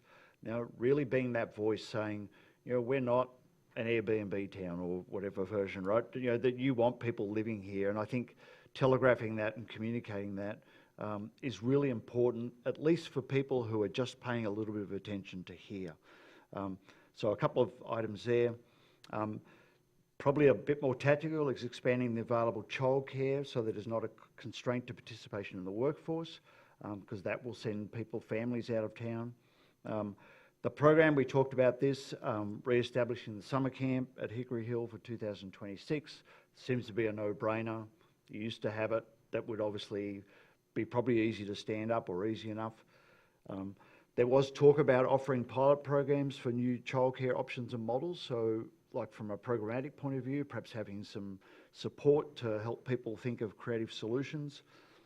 Policy level, this was something that came up at the last work session, which is about, is there a potential for a millage to support investment in childcare? Like how, if this is a really key issue, it was the highest rated issue. If it's that important, is it something worth thinking about, like putting some defined resources into? And then examining the policy barriers to providing childcare options and finding solutions such as zoning or startup subsidies. So, perhaps a package there from a policy point of view. And then the question mark about housing. So that's where we've got to with this one. I think those first two are clear, not easy, right? Particularly the first one. I think that's actually a really interesting challenge. It's in the 1 to 2 year, but I think that's really starting in that time. It's probably going to take more time to see a shift in that. But it is obviously very important to the future of your community to be able to figure out how you can correct course so you just don't go down a path of a whole bunch of empty houses that sit here for somebody who's not really vested in the community but are just treating it as a vacation home or something. So. Go ahead, Heather. Yeah, that first one I've been struggling with for months now. Like, how in the world do you do this? But I have an idea. And I think it's neighborhood investment, supporting neighborhood investment. And how do you do that? It's by the city establishes workshops, how to get permitting, how to networking, how do you meet a plumber? Sean Winter and I were talking a little bit about this today. How do you meet small developers? What else do I have? Just those kinds of things, but on a regular basis with the face of the city out there, and encouraging that neighborhood investment, meaning like how do you create a duplex? How do you split your house into a duplex? How do you add an ADU? So we're investing in our neighborhood. We're not adding infill, which infill is a really ugly word. People don't like it. But I think that would help. I think that's a possible solution to how do you keep people living here. That's really interesting because you could couple that with the power of the pulpit, right? By saying, well, if you're a resident here, we want your property, we want people, right? And you could really actively encourage people to think creatively about how do they make at least a portion of their property available for people. And you could move the needle on this topic. And I like the... It helps with affordability too. Yeah. Yep. And home security and all those things. You just don't have an empty house. And Go ahead, Jackie, and then Laura. Just to say, let us not limit ourselves to existing tools in our policy exploration. I think we should be looking at new tools that might be implemented or tools that might be used differently than they have been. I don't want to put us in a box of simply the existing tools. I think our community needs us to look more broadly than that. Well, in fact, actually, that's something you and I talked about, wasn't it, Lance? You had some ideas on that as well. With the Attainable Housing which we're Facilities working on. Act, which we've talked about here. And so I think this kind of says, hey, let's look at these other tools, as you said, and move them forward. And I like that it's in the 1 to 2 years, because even with that one policy, if we decide to implement it, it has to be sooner than later, or we're going to miss out. And it really is about moving folks from more short-term, or maybe an Airbnb or a VRBO pencils, to having an actual long-term rental property pencil in a similar way. And to Lance's point there about the power of, and mixing with the power of the pulpit, that is, those two programs have a relatively soon sunset on them. But if a community like Traverse City steps forward and we can talk about how good it's been or how we've used it or successes, we have that voice that is known not just here but statewide that can influence that as well. So that's I agree. Good point on that. That power of the pulpit is huge here. Yeah. Laura, go ahead. Yeah, so if I had a kazoo in my bag with streamers on it, I would pull it out right now on reestablish the summer camp at Hickory Hills in 2026. 100%. It's just a no-brainer. We don't have to discuss that one again. Yeah, Bring it back. we don't have to discuss it. You're close to your largest employers. You could have partners that could work with you. It's a magical spot with a new lodge. You already have kids up there participating in other programs like Norte. It's great, and I think it'll really make a big dent in this troublesome equation when you have people spending the night in the parking lot at the YMCA so they can be on the list. We know this is a need, and for the city to be able to step up and offer one of our facilities for this purpose, I think is just tremendous. So thank you. Yeah, It's and- been on the radar for a long time. Yeah, it would be great to have it back. I think we're all in a, I think we can get head nods on that to just not even bring it back. That, the camp part, Yeah. obviously the other parts for sure. We're already working on it. Yeah, yes. It's we- just we know. good because summer is coming. It is coming, yes. Did you want something about the camps? No, just another point on in that same block. Go ahead. I was just curious, the offer pilot programs for new child care options and models. I wasn't sure if this was an internal goal, an external goal. Are we talking like That would have to leading by example, the city leading by example by offering a program to city employees? TRICARE is something Oh, that yeah, TRICARE's comes up huge. in my mind. So really, yeah, go ahead. If I could offer just one more possible model for that. So I was driving down Elmwood recently. I took a look at that repurposed church that Oh, yeah. includes a cooperative preschool and a women's resource center and a variety of, community benefit sort of organizations. And if there is any appetite among our group for pursuing some similar model that might apply to the empty church at 72 and Bay Street. We don't own that though. So I think that'd be something I don't think we could look at that. The one thing I would say is we did a few years ago, and what I wanted to share with everybody, I think like 17-ish, we went and tried to remove a bunch of the barriers for childcare. So that's how you get, like the old UAW hall in Traverse Heights is now a preschool. Some things like that were allowed to move forward. So definitely worth re-exploring, but I just wanted to let everybody know that had been done in recent years. The millage, I believe I was the one to bring this up. There is a group that's actively working on this. I believe by the spring they want to get into some surveying to see the public support that's out there. So I think some of that conversation could be relatively soon. And also some of these might be us empowering staff to participate with organizations or groups that are already doing some of the work. We don't have to start whole cloth. The one thing I was going to say about the ADUs, or the first one with the policies, is I've seen this happen a lot of times, and so I'm just going to say this out more to us than to David, is I agree that we can look at re-look at how we use the tools we have. When the new tools become available, let's try and figure out how we enact them. I think we really, on this one more than most, have to be very careful about consulting with Lauren before we go too far down certain roads. I've sat in meetings before where people say, well, they do this in Chicago, why aren't we making this developer do it? It's illegal, and it's illegal for us to do in the state of Michigan.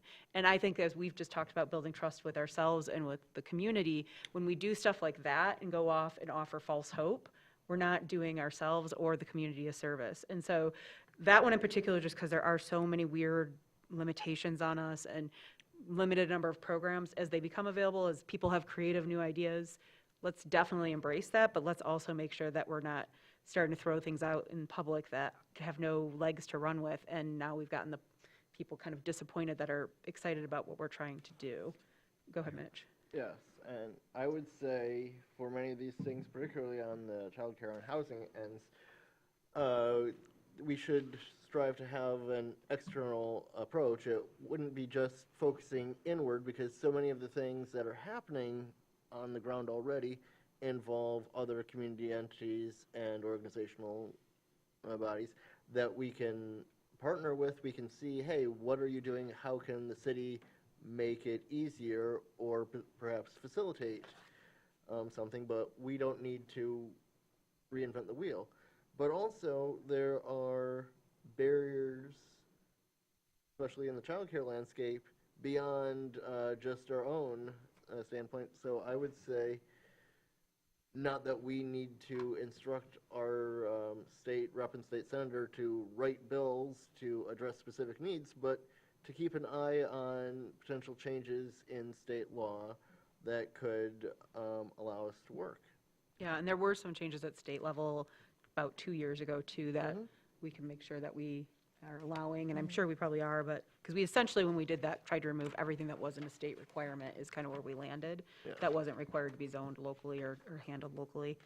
And then, Yeah, just, I was just gonna say really quick, also, to your point, you know, there's organizations like NMC and stuff that are doing childcare, and I know the United Way has been very active in trying to do outreach to get people to work with TriShare, so we know that there are some of those partners that we identified too. and then housing, yes, it's blank on here because we have had specific goals in past years.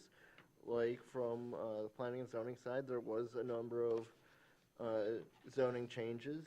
Many of them went through, and the ones that didn't, I don't think are necessarily worth targeting as, hey, there was this little bit that 2 years ago we decided not to go with that we should look at again. And there were a number of proposals for city-owned property that we went out for RFP on, and we had gotten some feedback.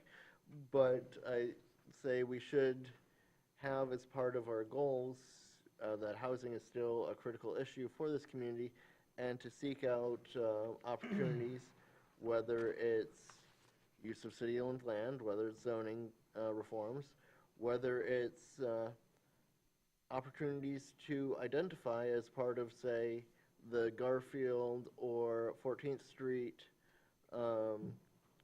rebuilding, what areas are well-suited for increased housing density or multifamily housing that does not currently exist. Yeah. Yep, that's good. So you're suggesting, Mitch, to put that as a policy item, but really pointing to you're folding it into some of those other action areas. Okay. Yes. Yeah, because I do think it would be remiss not to call it out in some way, right? And Yeah. so, because people would just go, why isn't housing in there? Well, and that can be part of our, I also look at that as being part of our continued conversations that are on our, now I've forgotten, first or second pillar of working more closely with the planning commission Yeah, and first not pillar. having it quite be so kind of circular of what's originating there, what's the commission wanting, Yeah, you know, then seeing that there's that tension, so. yeah. Corridor development is also about housing, Yeah. although it Exactly, doesn't actually say exactly it, what- but yeah. maybe you can add that in too. Yeah. Yep. Okay, let's go to the next one. So, Pillar 5, supporting environmental sustainability. Objective, helping to adapt to a changing world and supporting a thriving ecosystem. Obviously, this topic is an important topic to this community. It's a deep value that people have here, and we heard that through the process. I think we'd like to see more sustainability practices and a region-wide sustainability plan, is what people said. I think there's appetite to take this to the next level. I kind of got a sense that people go, yep, we've done a piece, but we've stopped pushing a little on this. So you can see that there were 3 elements here that came out as high priority. The blue arrows, developing a sustainability plan that focused on climate mitigation and adaptation regionally. Replicate and find best practices elsewhere, and then find novel ways for the visitation economy to help fund sustainability measures. So if you go to the matrix page on this,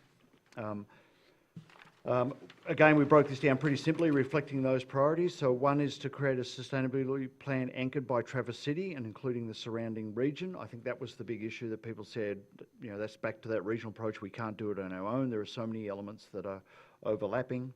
And then the second objective is to implement innovative initiatives that take sustainability to the next level. So that's got a lot of creativity opportunity in it.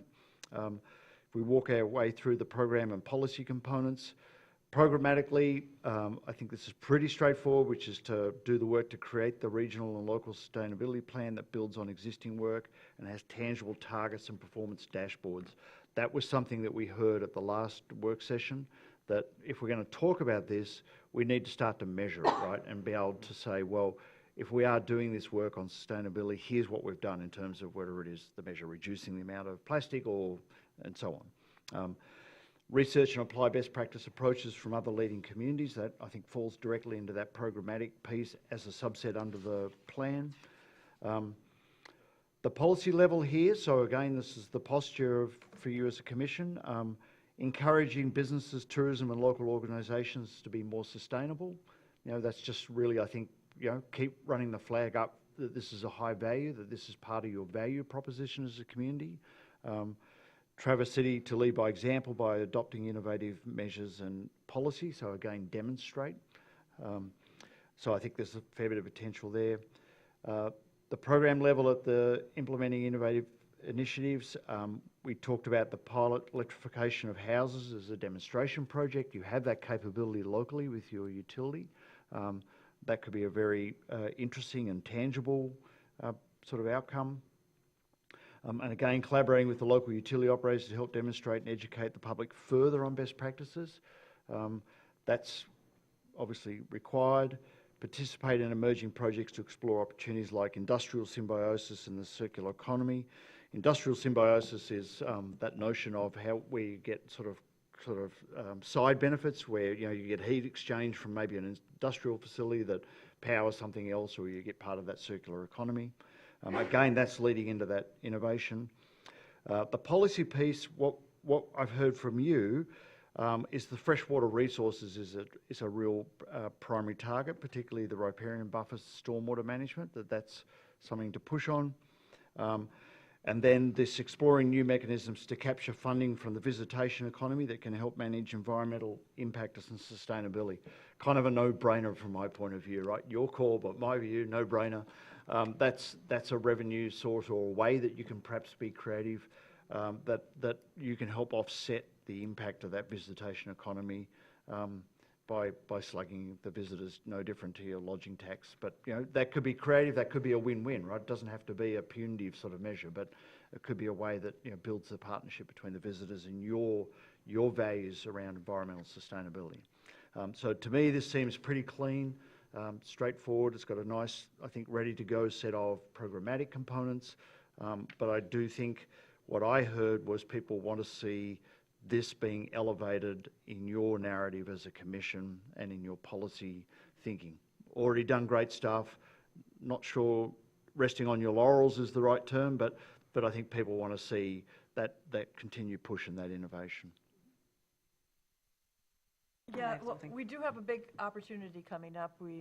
A large amount of money was provided to the Parks and Rec to do a big West Bay restoration project. It's a couple $1 million there. I don't know where that is right now. I think I think we'd all like to be updated about where that is.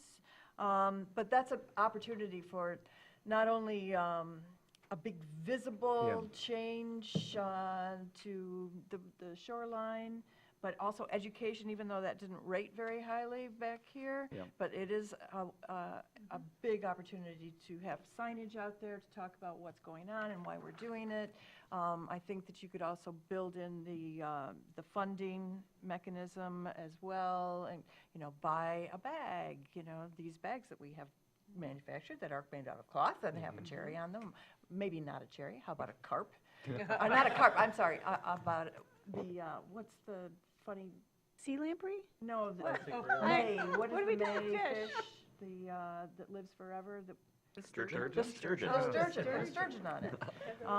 Or you got to have a strong man help the salmon jump over the weir. You know, pay $5. I now want Traverse City to have put a sturgeon on it as like a motto / advertising. Yeah. I think that's our big opportunity, and that's happening in the next few years. Well, it's happening as soon Yeah, as. and actually the wetland restoration, because I like that as a project, like a program area, because it ties together the policy piece as well, your emphasis on that. And I think Anne's here, I think I saw her come in. We talked to her about, some of the wetland from the engineering discussion, right? So, yeah, so we can put that in there, right? Yeah, just on the first one, create a regional local sustainability plan that builds on existing work and tangible targets, and then a performance dashboard. I guess I would just be worried about excessive cost on that by potentially getting out of control and maybe having to have more people on staff, and you know, I'm always thinking about budget. So I don't know, that's just a question I have on that. Like, do we have an idea on cost of what that might look like?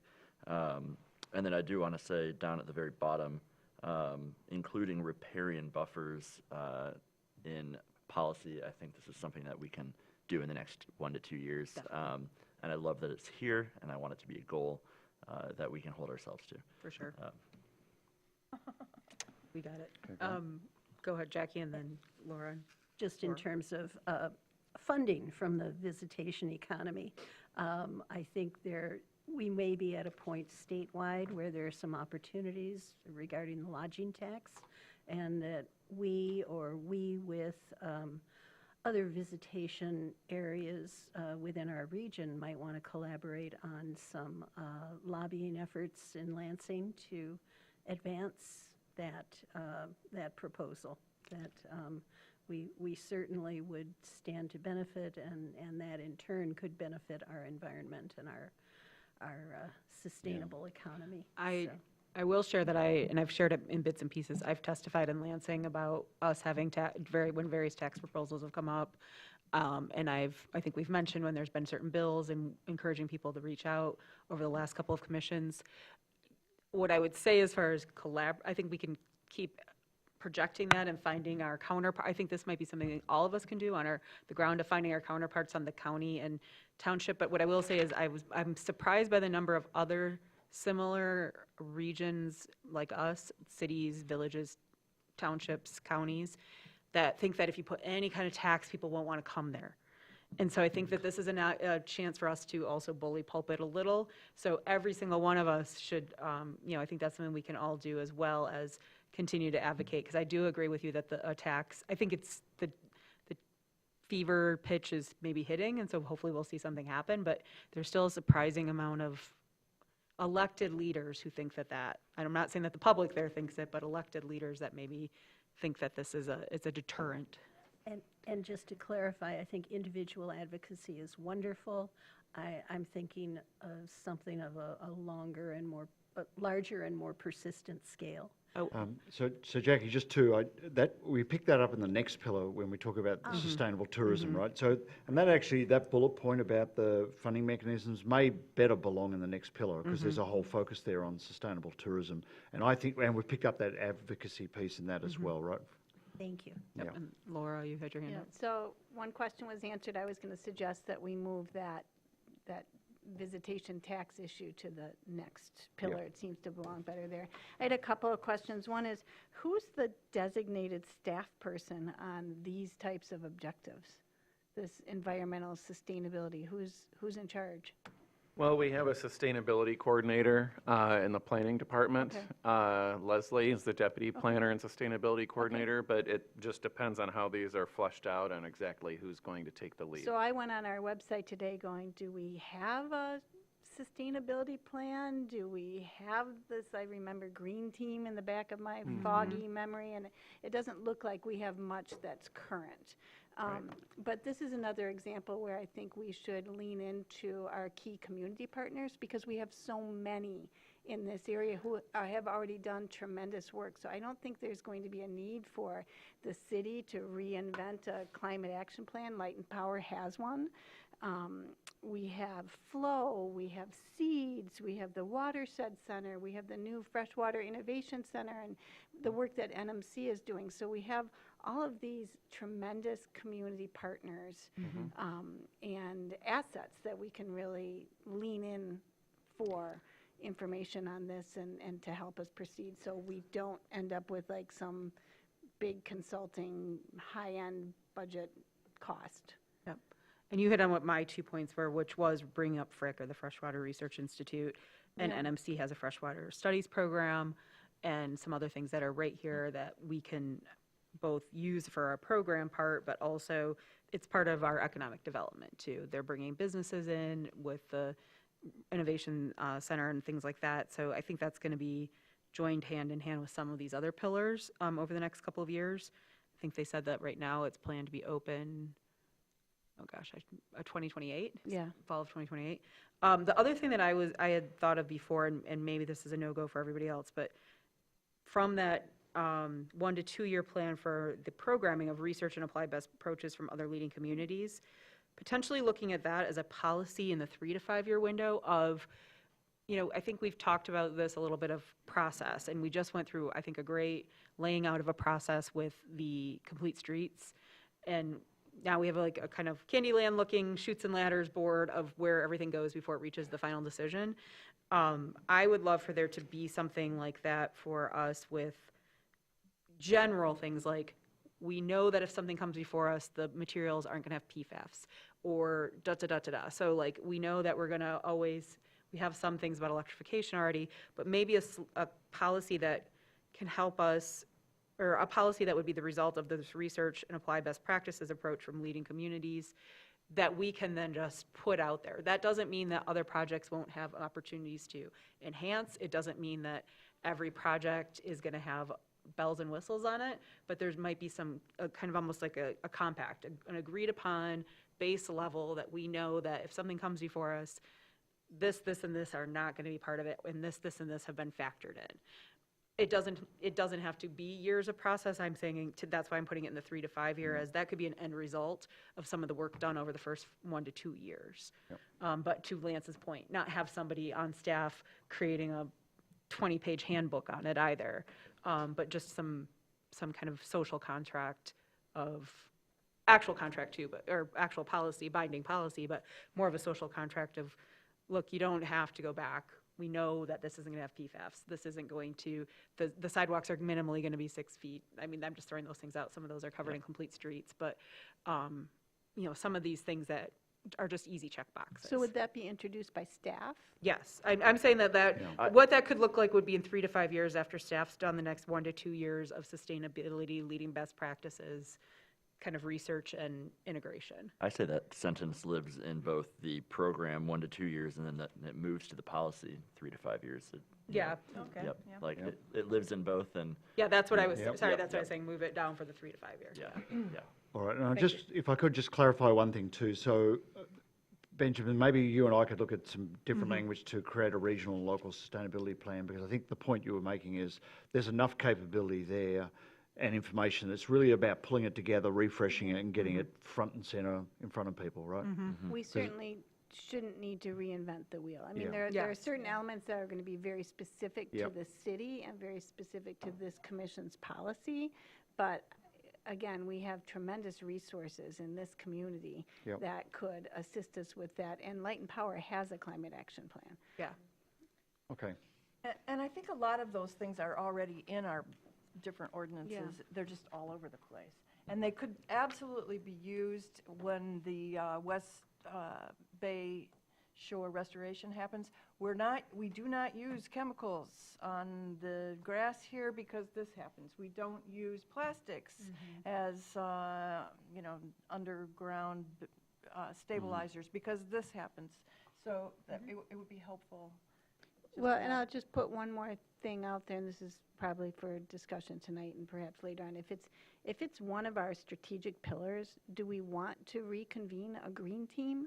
I mean, if it's so critical to our strategic action plan, we have a Complete Streets team, we have, as a strategic pillar, it seems that we may not want to rely on one staff person. We may want to have something a little more broad. I would just flip that focus. I don't disagree if that ends up being it, but I would flip that this is under program, so this is for Yeah. staff to work on. Yep. So if Benjamin brings it back and wants a green team reconvened, Okay. great. Yep. If staff says, you know what, there's a group that meets that has this special component that engineering goes to, and somebody else goes to this, and that meets the needs that you're looking for, I would like staff to focus on that, what works for them, so that we're not I'm getting good into with that, I'm just Yeah. planting the seed that Yeah, that 100%. makes sense in my head as Yeah. a city commission appointed body Mm-hmm. of cross-jurisdictional and regional partners, because we have so many. Again, I think Definitely. if the city were to convene a green team and you had Flow and Seeds and the water. But there's where you got into it with the green team, was it was a little bit of like, well, so-and-so was left out, or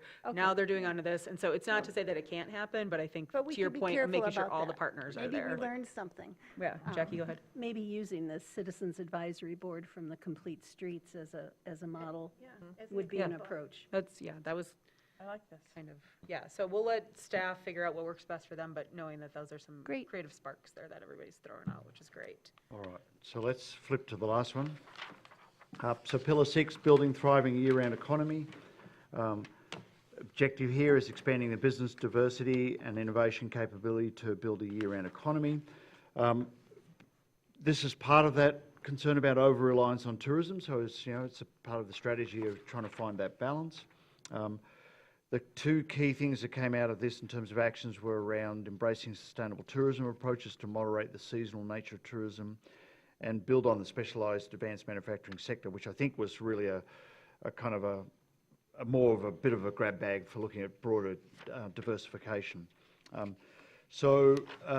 The action areas on this, or the priority objectives, one is to examine and adopt a sustainable tourism model approach, and we'll talk more about that. I think that actually had a lot of resonance with people from the community, right? I mean, people saw it as a way to think through and plan what the evolution of tourism would look like that would basically touch on all the things we've just talked about: quality of life, impact on residents, downtown, etc. And then the second one is continue to enhance the strategy to diversify the economy, because that is already underway in part.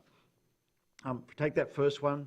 The programmatic level is to facilitate the development of a sustainable tourism plan and approach at a local and regional scale that builds on the existing work in the master plan. There is a chapter in the master plan that covers this.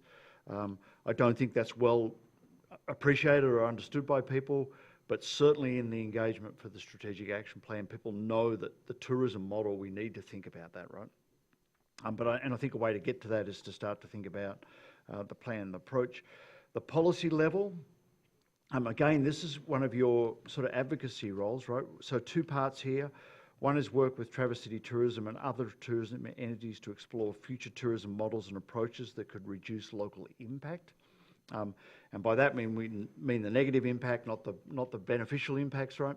And then advocate for more lodging revenue funding to be directed to impact management. So Jackie, to your point about that, so we sort of bucketed that there in the policy, and Laura will move that other item into this because I think it makes more sense, right? So programmatically, I think there's, it's not a big stretch to do the work to develop what a sustainable tourism plan might look like. I mean, I think that is a fairly well-established sort of discipline these days. Not so much here, but anywhere, West Coast or the Rockies or anywhere people are, all those destinations have a sustainable tourism plan.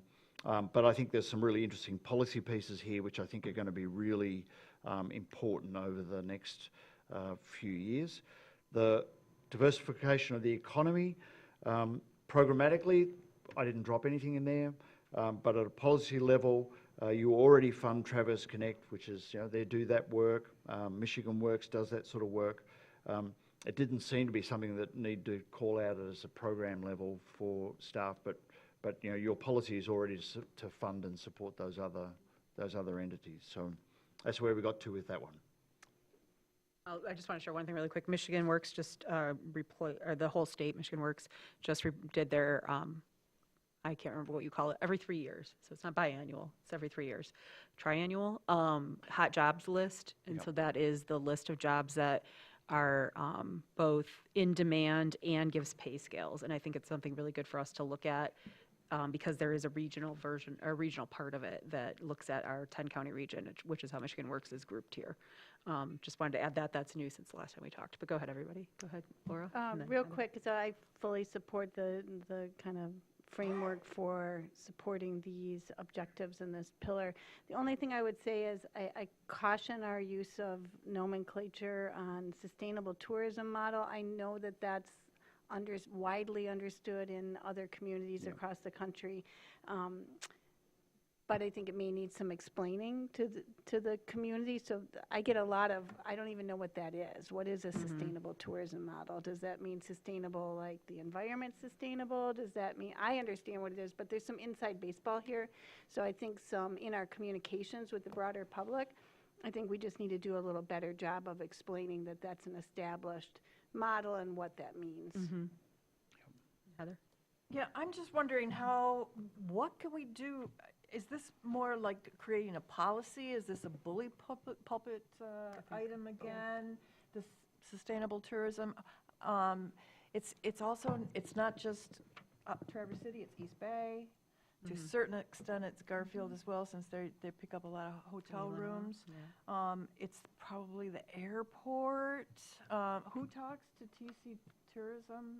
You know, is this something that, again, is this an advisory committee that gets together and comes up with some ideas? I mean, I don't know where we go with this. So this is actually what I was going to say, kind of feeds into what you're saying, which is I almost see the what's under the policy of like adopting sustainable tourism models actually being under programming too, because I think that's something that if we, and I will leave that as we have further discussions to hammer out what that means, but if these already exist somewhere and they're being implemented by other local governments, I would like our staff to have a first glance at ones they see as, and going into Lance's point, doable for us to manage and to achieve with the staffing that we have or with the lens that we already have to bring to it, and then from there bringing us some options to implement, to figure out how we have these conversations.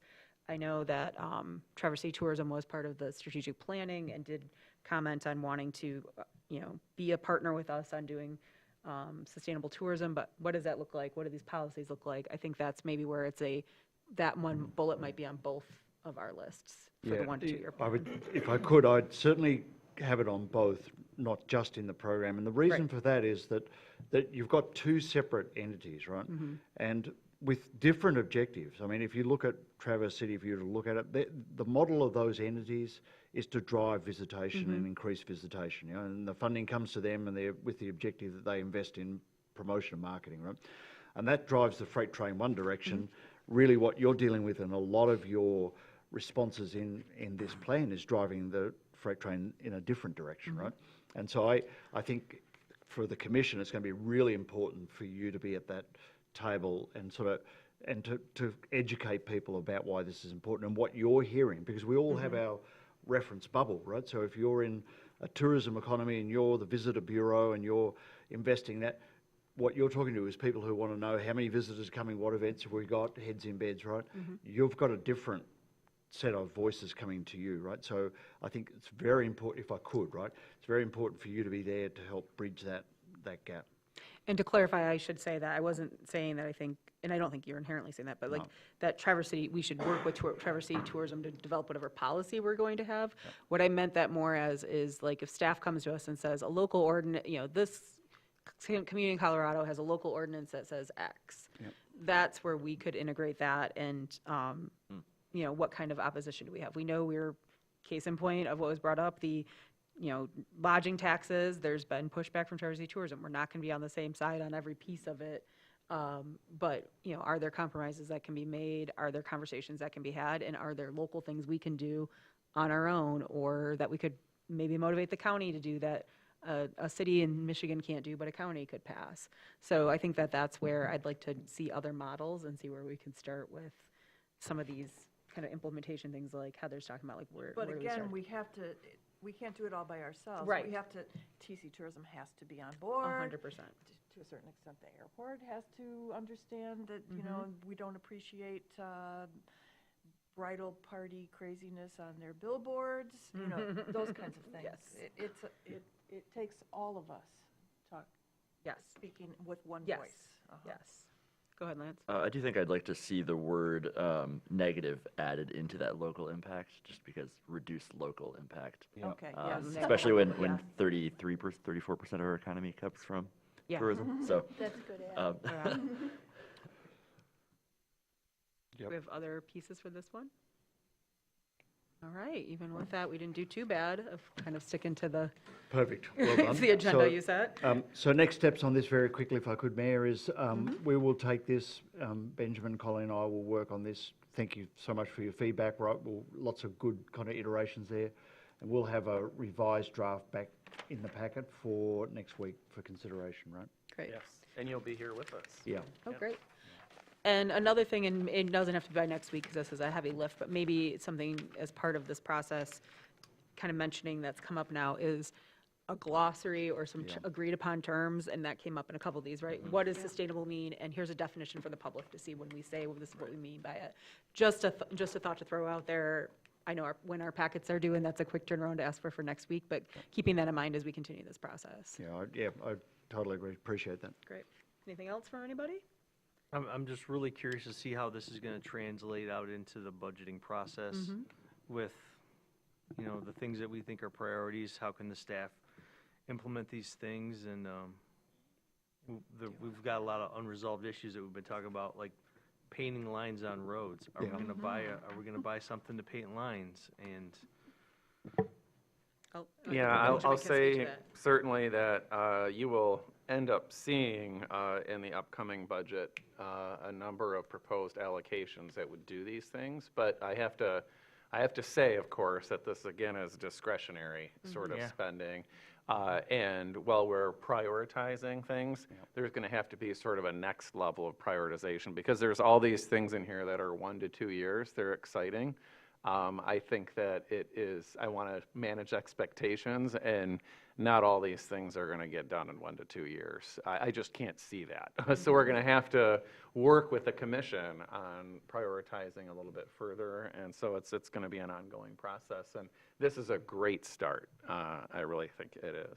Yeah, and so that end, like striping roads, we won't not stripe roads so that we can, you know,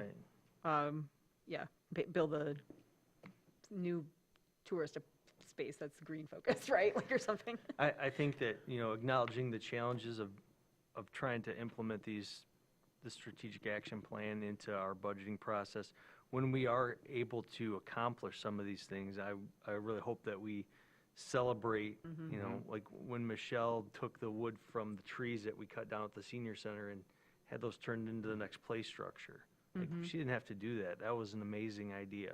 Yeah. And when we, you know, when we can celebrate someone for doing something like that, I think that we should. I just want to take the opportunity to thank you for helping us try to achieve the mission that we're trying to achieve for the public. Well put. Any other comments from the commissioners right now? All right, well, I'm going to have you sit tight for a second. David, I'm going to open up for public comment.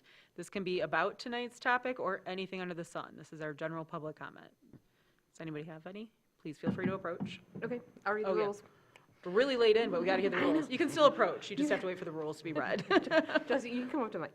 We ask that you state your name, address, and indicate if you're a city resident, non-city resident, and/or city business owner. We have a 3-minute time allotment per speaker. When your time has elapsed, the timer will beep. And finally, request that all language be respectful to all parties. Traverse City resident. I just want to talk to you guys about your strategic planning, about the housing. I got some from Melissa Slotkin about the possible bill that might be passed and introduced into legislation for the Congress. One thing that says, pushes states and localities to cut regulations, make way for more housing, and compel states and local governments to change laws like allowing commercial properties to get turned into housing, eliminating single-family zoning, or allowing for accessory dwelling units like in lawsuits or granny flats. And then there's another one out here, another bullet point. It says, during the emergency, the bill institutes a freeze for states or localities from passing laws, rules, or regulations that imposes a burden on the construction or rehabilitation of housing during the period of the emergency. So, you know, talking about how, you know, they care about our economy and everything else is, if you don't have people to run it and you keep on pushing people out of the city, you're not going to have businesses. If you go to any service industry that's downtown or anywhere, they're going to say, oh, so what's your percentage of your tourism versus locals? And they're going to tell you, we survive low bond locals, but we struggle during the off seasons, and we need that tourism dollars to come here for us to survive. So when you have the locals saying there's nothing for us here at all, but, you know, whenever you have someone who wants to do festivals or anything like that nature, it's always been, well, you know, we don't want that. Nope, we don't want that. So, you know, the pushing back on several things and opportunities is it just hurts yourself. Thank you. Thank you. Any other public comment for tonight? Okay, think I gave a good pause, so seeing none, I'll bring it back. Yeah. I just wanted to thank the department head leadership team for being here tonight and being engaged in this journey. It's an ongoing one, and it's going to take all of us to get this good stuff done. So thank you all for being here. Yeah, you. definitely. It's a good turnout for staff tonight. Any other final comments from the commission? Go ahead, Heather. 2 weeks in a row, Benjamin has mentioned Christmas tree drop-offs, right? You can also take your Christmas tree to the Grand Traverse Regional Land Conservancy on 3 Mile and feed it to the goats. Ooh. Ooh. Do we actually get to do it well, the goat, like give it to the goat itself? I don't know, they're standing right there. Ooh. I love it. This is great. All right, any other fun news? All right, seeing none, we'll adjourn for tonight. Thank you, everyone. I do too. They have really fun personality. I know. I love our mulch.